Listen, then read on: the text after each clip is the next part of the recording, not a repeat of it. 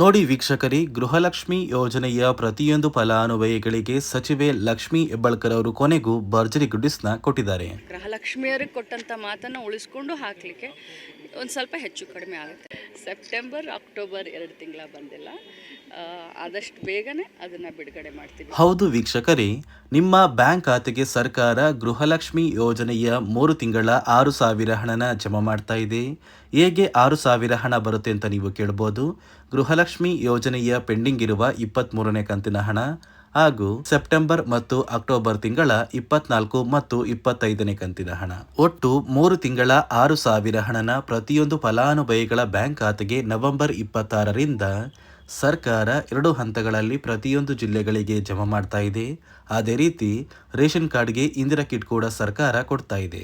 ಹಾಗಾದ್ರೆ ಬನ್ನಿ ವೀಕ್ಷಕರೇ, ಸರ್ಕಾರದಿಂದ ಬಂದಿರುವಂತಹ ಒಂದು ಮಾಹಿತಿ ಏನು ಅಂತ ನಾನು ನಿಮಗೆ ತಿಳಿಸ್ಕೊಡ್ತಾ ಇದ್ದೀನಿ. ಅದಕ್ಕಿಂತ ಮೊದಲು ನೀವೇನಾದ್ರೂ ಇನ್ನೂ ಕೂಡ ನನ್ನ ಚಾನಲ್ನ ಸಬ್ಸ್ಕ್ರೈಬ್ ಆಗಿಲ್ಲ ಅಂದರೆ ದಯವಿಟ್ಟು ಪ್ರತಿಯೊಬ್ಬರು ಚಾನಲ್ನ ಸಬ್ಸ್ಕ್ರೈಬ್ ಮಾಡ್ಕೊಳ್ಳಿ, ಹಾಗೆ ವಿಡಿಯೋಗೆ ಒಂದು ಲೈಕ್ನ ಕೊಡಿ.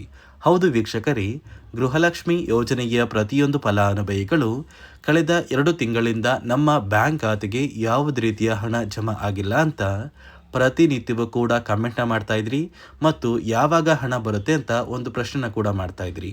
ಇದೀಗ ನಿಮ್ಮ ಬ್ಯಾಂಕ್ ಖಾತೆಗೆ ಕೊನೆಗೂ ಸರ್ಕಾರ ಗೃಹಲಕ್ಷ್ಮಿ ಯೋಜನೆಯ ಸೆಪ್ಟೆಂಬರ್ ತಿಂಗಳ 24ನೇ ಕಂತಿನ ಹಣ ಮತ್ತು ಅಕ್ಟೋಬರ್ ತಿಂಗಳ 25ನೇ ಕಂತಿನ ಹಣ ಅಂದರೆ ಒಟ್ಟು ಗೃಹಲಕ್ಷ್ಮಿ ಯೋಜನೆಯ 2 ತಿಂಗಳ 4,000 ಹಣದ ಜೊತೆಗೆ ಪೆಂಡಿಂಗ್ ಇರುವ 23ನೇ ಕಂತಿನ ಹಣನ ಕೂಡ ಜಮಾ ಮಾಡ್ತಾ ಇದ್ದು, ಸರ್ಕಾರದಿಂದ ಹಣ ಜಮಾ ಆಗೋದಕ್ಕೆ ನಾನು ನಿಮಗೆ ವಿತ್ ಪ್ರೂಫ್ ಮೂಲಕ ಮಾಹಿತಿನ ಕೊಡ್ತಾ ಇದ್ದೀನಿ.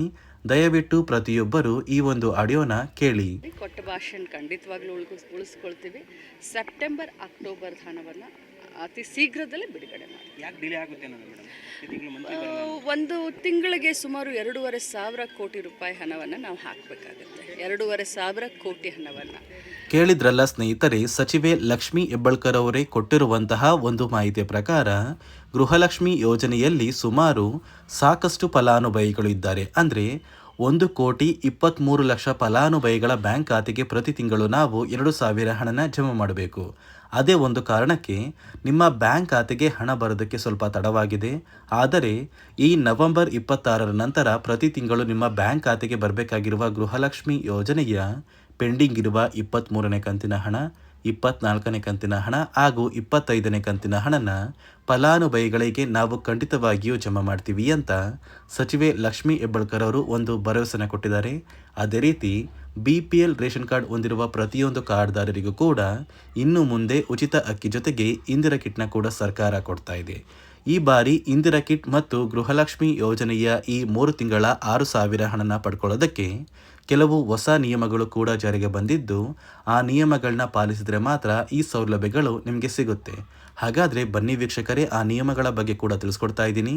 ಅದಕ್ಕಿಂತ ಮೊದಲು ನಿಮ್ಮ ಬ್ಯಾಂಕ್ ಖಾತೆಗೆ ಸರ್ಕಾರ ಈ 3 ತಿಂಗಳ 6,000 ಹಣನ ನವೆಂಬರ್ 26ರಿಂದ ಜಮಾ ಮಾಡ್ತಾ ಇದ್ದು, ಯಾವ ಹಂತಗಳಲ್ಲಿ ಯಾವ ಜಿಲ್ಲೆಗಳಿಗೆ ಹಣ ಜಮಾ ಆಗಲಿದೆ ಅಂದರೆ ಒಟ್ಟು 3 ತಿಂಗಳ 6,000 ಹಣ ಜಮಾ ಆಗ್ತಾ ಇದ್ದು, ಮೊದಲ ಹಂತದಲ್ಲಿ ಬಾಗಲಕೋಟೆ, ಬೆಳಗಾವಿ, ವಿಜಯಪುರ, ಧಾರವಾಡ, ಗದಗ, ಹಾವೇರಿ, ಉತ್ತರ ಕನ್ನಡ, ಬಳ್ಳಾರಿ, ಬೀದರ್, ಕಲಬುರಗಿ, ಕೊಪ್ಪಳ, ರಾಯಚೂರು, ಯಾದಗಿರಿ ಮತ್ತು ವಿಜಯನಗರ ಈ ಜಿಲ್ಲೆಗಳಿಗೆ ಮೊದಲ ಹಂತದಲ್ಲಿ ಹಣ ಜಮಾ ಆಗ್ತಾ ಇದ್ದು, ಎರಡನೆಯ ಹಂತದಲ್ಲಿ ಬೆಂಗಳೂರು ನಗರ, ಬೆಂಗಳೂರು ಗ್ರಾಮಾಂತರ, ರಾಮನಗರ, ಚಿಕ್ಕಬಳ್ಳಾಪುರ, ಚಿತ್ರದುರ್ಗ, ದಾವಣಗೆರೆ, ಕೋಲಾರ, ಶಿವಮೊಗ್ಗ, ತುಮಕೂರು, ಚಾಮರಾಜನಗರ, ಚಿಕ್ಕಮಗಳೂರು, ದಕ್ಷಿಣ ಕನ್ನಡ, ಹಾಸನ, ಕೊಡಗು, ಮಂಡ್ಯ, ಮೈಸೂರು ಮತ್ತು ಉಡುಪಿ ಈ 28 ಜಿಲ್ಲೆಗಳ ಪ್ರತಿಯೊಂದು ಫಲಾನುಭವಿಗಳಿಗೆ ಸರ್ಕಾರದಿಂದ ಗೃಹಲಕ್ಷ್ಮಿ ಯೋಜನೆಯ 3 ತಿಂಗಳ 6,000 ಹಣನ 2 ಹಂತಗಳಲ್ಲಿ ಪ್ರತಿಯೊಬ್ಬರಿಗೂ ಸರ್ಕಾರ ನವೆಂಬರ್ 26ರಿಂದ ಜಮಾ ಮಾಡ್ತಾ ಇದೆ. ಕಳೆದ 2 ತಿಂಗಳಿಂದ ಹಣ ಜಮಾ ಆಗಿಲ್ಲ ಅಂತ ಯಾರೆಲ್ಲ ಹೇಳ್ತಾ ಇದ್ರಿ, ಆದಷ್ಟು ಬೇಗ ಪ್ರತಿಯೊಬ್ಬರು 3 ತಿಂಗಳ 6,000 ಹಣನ ನಿಮ್ಮ ಬ್ಯಾಂಕ್ ಖಾತೆಗೆ ಪಡ್ಕೋತೀರಾ.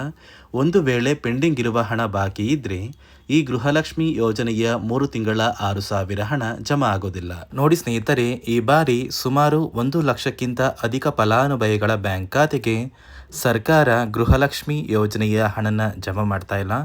ಕಾರಣ ಏನು ಅಂದರೆ ನಿಮ್ಮ ಬ್ಯಾಂಕ್ ಖಾತೆಗೆ ಡೆಬಿಟ್ ಮೂಲಕ ಹಣ ಜಮಾ ಮಾಡುವಂತಹ ಸಂದರ್ಭದಲ್ಲಿ ಸರ್ಕಾರ ಸಾಕಷ್ಟು ಫಲಾನುಭವಿಗಳ ಒಂದು ಬ್ಯಾಂಕ್ ಖಾತೆಗೆ ಹಣ ಜಮಾ ಮಾಡೋದನ್ನು ಕ್ಯಾನ್ಸಲ್ ಮಾಡಿದೆ. ಯಾಕಂದರೆ ಇತ್ತೀಚೆಗೆ ಹಣಕಾಸು ಇಲಾಖೆ ಜಾರಿಗೆ ತಂದಿರುವ 5 ನಿಯಮಗಳ ಆಧಾರದ ಮೇಲೆ ಪ್ರತಿಯೊಂದು ಫಲಾನುಭವಿಗಳಿಗೆ ಸರ್ಕಾರ ಈ ಒಂದು ಹಣನ ಜಮಾ ಮಾಡ್ತಾ ಇದ್ದು, ಯಾರೆಲ್ಲ ಫಲಾನುಭವಿಗಳು ಈ ನಿಯಮಗಳನ್ನ ಪಾಲಿಸಿಲ್ಲ ನಿಮ್ಮ ಬ್ಯಾಂಕ್ ಖಾತೆಗೂ ಕೂಡ ಹಣ ಜಮಾ ಆಗೋದಿಲ್ಲ. ಹಾಗಾದರೆ ಬನ್ನಿ ಸ್ನೇಹಿತರೆ, ಸರ್ಕಾರ ಜಾರಿಗೆ ತಂದಿರುವ ಆ 5 ಹೊಸ ನಿಯಮಗಳು ಏನು ಅಂತ ನಾನು ನಿಮಗೆ ತಿಳಿಸ್ಕೊಡ್ತಾ ಇದ್ದೀನಿ. ನೋಡಿ ಸ್ನೇಹಿತರೆ, ಮೊದಲನೆಯ ಒಂದು ನಿಯಮ ಬಂದು ಸಾಕಷ್ಟು ಫಲಾನುಭವಿಗಳು ಹೊಂದಿರುವಂತಹ ಒಂದು ರೇಷನ್ ಕಾರ್ಡ್ ಏನಿದೆ, ಆ ಒಂದು ರೇಷನ್ ಕಾರ್ಡ್ನ ಮನೆಯ ಸದಸ್ಯರ ಪ್ರತಿಯೊಬ್ಬರ ಒಂದು ಆಧಾರ್ ಕಾರ್ಡ್ನ ನಿಮ್ಮ ರೇಷನ್ ಕಾರ್ಡ್ಗೆ ಕಡ್ಡಾಯವಾಗಿ ಲಿಂಕ್ ಮಾಡಿಸ್ಬೇಕು. ಅಂದರೆ ಈ ಒಂದು ಲಿಂಕ್ ಮಾಡಿಸುವಂತಹ ಒಂದು ಪ್ರೊಸೀಜರ್ಗೆ ಸರ್ಕಾರ KYC ಅಂತ ಕರೀತಾರೆ. ನಿಮ್ಮ ರೇಷನ್ ಕಾರ್ಡ್ಗೆ ಇನ್ನೂ ಸಹ KYC ಆಗಿಲ್ಲ ಅಂದರೆ ನಿಮ್ಮ ಬ್ಯಾಂಕ್ ಖಾತೆಗೆ ಸರ್ಕಾರ ಮುಂದಿನ ದಿನಗಳಲ್ಲಿ ಗೃಹಲಕ್ಷ್ಮಿ ಯೋಜನೆಯ ಹಣನ ಕ್ಯಾನ್ಸಲ್ ಮಾಡುತ್ತೆ. ಅದೇ ರೀತಿ ಎರಡನೆಯ ಒಂದು ನಿಯಮ ಬಂದು ಸಾಕಷ್ಟು ಫಲಾನುಭವಿಗಳು ಕಳೆದ 3 ತಿಂಗಳಿಂದ ಸರ್ಕಾರದಿಂದ ಬರ್ತಾ ಇರುವಂತಹ ಒಂದು ರೇಷನ್ ಏನಿದೆ, ಅಂದರೆ ಉಚಿತ ಅಕ್ಕಿ ಏನಿದೆ, ಈ ಒಂದು ರೇಷನ್ನ ಪಡ್ಕೋತಾ ಇಲ್ಲ. ಒಂದು ವೇಳೆ ಕಳೆದ 3 ತಿಂಗಳಿಂದ ನೀವು ರೇಷನ್ನ ಪಡ್ಕೊಂಡಿಲ್ಲ ಅಂದರೆ ಸರ್ಕಾರ ನಿಮ್ಮ ಬಳಿ ಇರುವಂತಹ ಒಂದು ರೇಷನ್ ಕಾರ್ಡ್ನ ಕ್ಯಾನ್ಸಲ್ ಮಾಡುತ್ತೆ.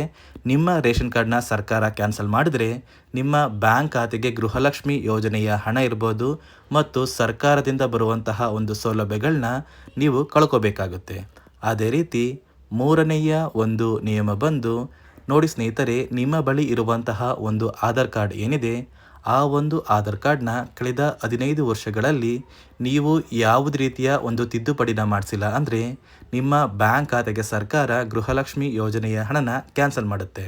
ಯಾಕಂದರೆ ಸರ್ಕಾರದಿಂದ ಬಂದಿರುವಂತಹ ಒಂದು ಆದೇಶದ ಪ್ರಕಾರ ಪ್ರತಿಯೊಂದು ಫಲಾನುಭವಿಗಳು ಕಳೆದ 15 ವರ್ಷಗಳಲ್ಲಿ ಯಾವುದೇ ರೀತಿಯ ಒಂದು ತಿದ್ದುಪಡಿನ ನಿಮ್ಮ ಆಧಾರ್ ಕಾರ್ಡ್ಗೆ ನೀವು ಮಾಡಿಸಿಲ್ಲ ಅಂದರೆ ಕಡ್ಡಾಯವಾಗಿ ಆದಷ್ಟು ಬೇಗ ನಿಮ್ಮ ಆಧಾರ್ ಕಾರ್ಡ್ಗೆ ತಿದ್ದುಪಡಿನ ಮಾಡಿಸಿ. ಅದೇ ರೀತಿ ನಾಲ್ಕನೆಯ ಒಂದು ನಿಯಮ ಬಂದು ನಿಮ್ಮ ಕುಟುಂಬದ ಒಂದು ವಾರ್ಷಿಕ ಆದಾಯ 7 ಲಕ್ಷಕ್ಕಿಂತ ಕಡಿಮೆ ಇರಬೇಕು. ಒಂದು ವೇಳೆ ನಿಮ್ಮ ಕುಟುಂಬದ ವಾರ್ಷಿಕ ಆದಾಯ 7 ಲಕ್ಷಕ್ಕಿಂತ ಜಾಸ್ತಿ ಇದ್ದರೆ ನಿಮ್ಮ ಬ್ಯಾಂಕ್ ಖಾತೆಗೆ ಸರ್ಕಾರ ಗೃಹಲಕ್ಷ್ಮಿ ಯೋಜನೆಯ ಹಣನ ಕ್ಯಾನ್ಸಲ್ ಮಾಡುತ್ತೆ. ಅದೇ ರೀತಿ 5ನೆಯ ಒಂದು ನಿಯಮ ಬಂದು ನಿಮ್ಮ ಕುಟುಂಬದ ಸದಸ್ಯರು ಅಥವಾ ಗೃಹಲಕ್ಷ್ಮಿ ಯೋಜನೆಯ ಫಲಾನುಭವಿಗಳು ಯಾರು ಕೂಡ ಸರ್ಕಾರಿ ನೌಕರರಾಗಿ ಕಾರ್ಯನಿರ್ವಹಿಸ್ತಾ ಇರಬಾರ್ದು. ಒಂದು ವೇಳೆ ನಿಮ್ಮ ಕುಟುಂಬದಲ್ಲಿ ಯಾರೇ ಆಗಿದ್ರೂ ಸರ್ಕಾರಿ ನೌಕರರಾಗಿ ಕಾರ್ಯನಿರ್ವಹಿಸ್ತಾ ಇದ್ದರೆ ನಿಮ್ಮ ಬ್ಯಾಂಕ್ ಖಾತೆಗೆ ಗೃಹಲಕ್ಷ್ಮಿ ಯೋಜನೆಯ ಹಣ ಕ್ಯಾನ್ಸಲ್ ಆಗುತ್ತೆ. ಈ 5 ನಿಯಮಗಳ ಆಧಾರದ ಮೇಲೆ ಪ್ರತಿಯೊಂದು ಫಲಾನುಭವಿಗಳಿಗೆ ಸರ್ಕಾರ ಹಣ ಜಮಾ ಮಾಡ್ತಾ ಇದೆ. ಒಂದು ವೇಳೆ ನೀವು ಈ 5 ನಿಯಮಗಳನ್ನ ಪಾಲಿಸಿಲ್ಲ ಅಂದರೆ ನೀವು ಕೂಡ ಗೃಹಲಕ್ಷ್ಮಿ ಯೋಜನೆಯ ಹಣದಿಂದ ವಂಚಿತರಾಗಬೇಕಾಗುತ್ತೆ. ಪ್ರತಿಯೊಂದು ಫಲಾನುಭವಿಗಳ ಬ್ಯಾಂಕ್ ಖಾತೆಗೆ ನವೆಂಬರ್ 26ರಿಂದ ಗೃಹಲಕ್ಷ್ಮಿ ಯೋಜನೆಯ 3 ತಿಂಗಳ 6,000 ಹಣನ ಸರ್ಕಾರ ಜಮಾ ಮಾಡ್ತಾ ಇದೆ. ಪ್ರತಿಯೊಬ್ಬರಿಗೂ ಆದಷ್ಟು ಬೇಗ ಈ ಒಂದು ಹಣ ನಿಮ್ಮ ಬ್ಯಾಂಕ್ ಖಾತೆಗೆ ತಲುಪುತ್ತೆ ಅಂತ ಹೇಳ್ತಾ, ಇದಿಷ್ಟು ಸರ್ಕಾರದಿಂದ ಬಂದಿರುವಂತಹ ಒಂದು ಮಾಹಿತಿಯಾಗಿದೆ. ನಾನು ಕೊಟ್ಟಿರುವಂತಹ ಮಾಹಿತಿ ನಿಮಗೆ ಇಷ್ಟ ಆಗಿದ್ದಲ್ಲಿ ದಯವಿಟ್ಟು ಪ್ರತಿಯೊಬ್ಬರು ನನ್ನ ಚಾನಲ್ನ ಸಬ್ಸ್ಕ್ರೈಬ್ ಮಾಡ್ಕೊಳ್ಳಿ, ಹಾಗೆ ವಿಡಿಯೋಗೆ ಒಂದು ಲೈಕ್ನ ಕೊಡಿ.